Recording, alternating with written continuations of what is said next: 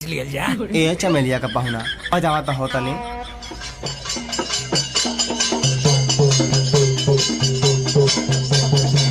हाय दे या जाने मन या तनी बाउला आके बजाओ था।